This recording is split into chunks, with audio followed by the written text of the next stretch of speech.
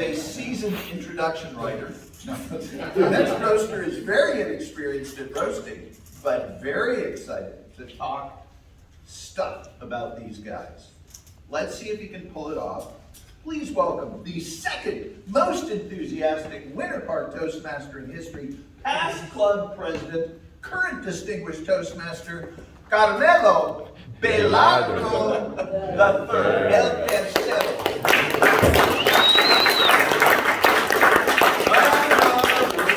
Whoa, Belardo. Oh, that's new. I thought about calling in sick today. Oh, I hear you, brother. I think I should have. After hearing Kim and Alex, I'm woefully unprepared, I guess. So let's just jump right in it. Timmy Baby, Tim Linger.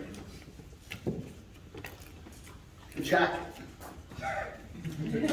When Tim joined the club, for the longest time, he wore the same jacket. I don't need to wear it today. It's the same jacket. And I wondered how long it would be before I would have to say to him, you need to get a new jacket. Lonnie understands.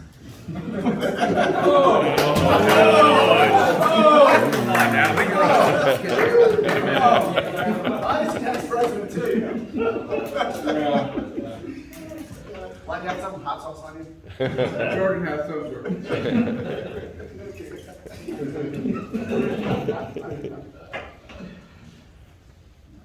And he never used to wear a tie. And you know how I am about the tie. He used to wear a polo shirt with Heckham on it, self-promoted. So finally he bought a new suit. I think he bought a couple of new suits since then. And I kind of started to miss the jacket. So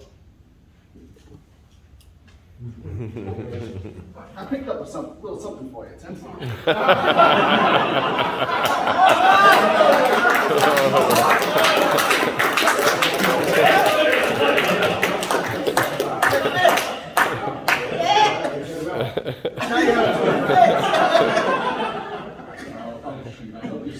Like just so good shot.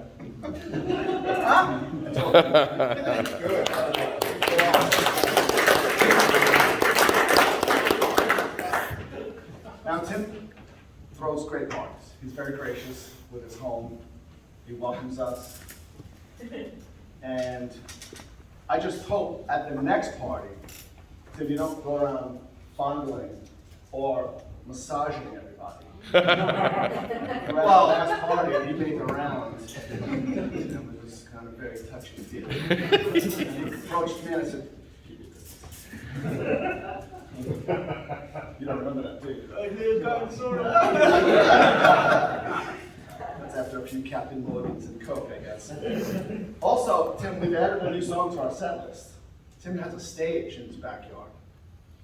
Great place for a party. The new song is from Def Leppard, Pyromania. Carson's still working on the solo, but we'll get there.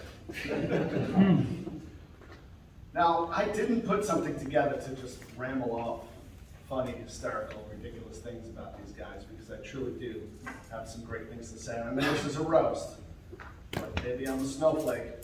That's possible. No, right? No. Tim is one of the most enthusiastic people that I know. And he's definitely one of the most enthusiastic Toastmasters I know. He shows up every week, except when he's traveling, which seems like it's every other week. He's probably the best vice president of public relations that I've seen in this club. Amen. Well, after I was vice president. And he's gracious with his home, like I said, and he hosts us socials. And I'll say it again, he has a stage with a roof. Now, all we have to do is something about that neighbor of yours.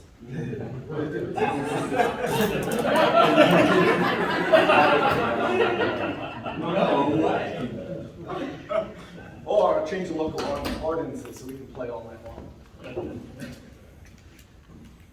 By Lionel Richie? Yes. Another song on the set list. Blake Smith. really have any dirt on Blake. And I thought about calling his wife and his son. I just never got around to it. Recently, though, we had a party at Linda Miller's house. Was that a great party at Linda? Yeah. It wasn't exactly a fireside chat, but I wasn't complaining. I took a photograph of Blake. I really didn't even know he was there because it was pitch black. And the photo, I sent it to him. And it's funny that Alex brought up Tim Allen and the Santa Claus, because that's the first thing I thought of when I saw it. His cheeks are so red and rosy, and his big goofy smile, because he didn't know when the picture was coming. And he had had a couple of beers, which I'm sure helped with the rosy color of your cheeks. And I did not think, I thought about it, but I didn't publish the photo or make a large Nucitelli style print to show you folks, because maybe it isn't your best luck, man. But your face does get red. Almost as red as LaRue's ears when he's embarrassed.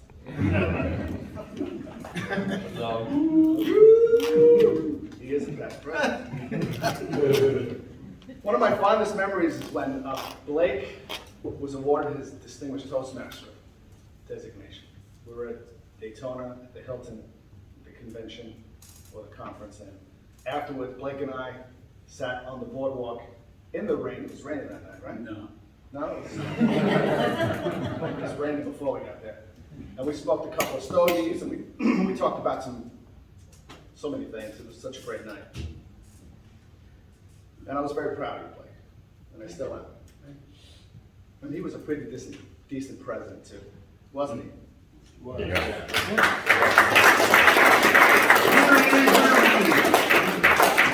Carson. Now I do have some stuff on Carson.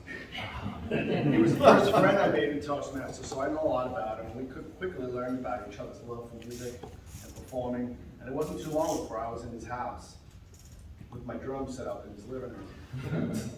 His dogs hanging out, sitting all over me, and we jammed. And his wife actually enjoyed it. She put up with it, which was cool. But I don't have a lot of time, so I'll share one story with you. Carson had this habit that I witnessed firsthand when he gave a presentation at the Citrus Club.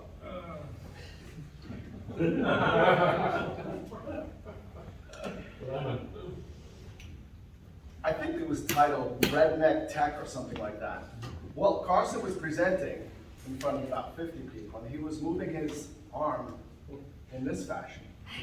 And I was sitting next to Tim Rick in Bill Newhouse, and I said, "Is it me?" Or Carson simulating practice onanism. If you don't know what that means, look it up, because the other word is masturbation. I can't say that. Yep, he was. It was confirmed. So he saw the video. Got a red light. He ended up purchasing a elbow brace for his arm. So when he presented and he went to do this, it would put tension on his elbow and remind him not to be Mr. Baker. Another thing is Carson can talk about Toastmasters better than anyone I know, for longer than anyone I know. I frequently ask visitors, as I did today, or new members, if they need to be rescued from a conversation with Carson. Because things go on and on. He'll be here at 6 o'clock in the evening. He'll still be talking about Toastmasters. But Carson is one of the most grounded and reasonable people I know. He gives me some great advice. And I'm blessed to have him, as my friend. He's a great Toastmaster and an even better human being. And I think, let me do something sweet for you guys. So I brought you each a pocket copy of the Constitution. It's patriotic enough to know what's in the Constitution, so give it to somebody else who might not. Thank you, Mr. Rope.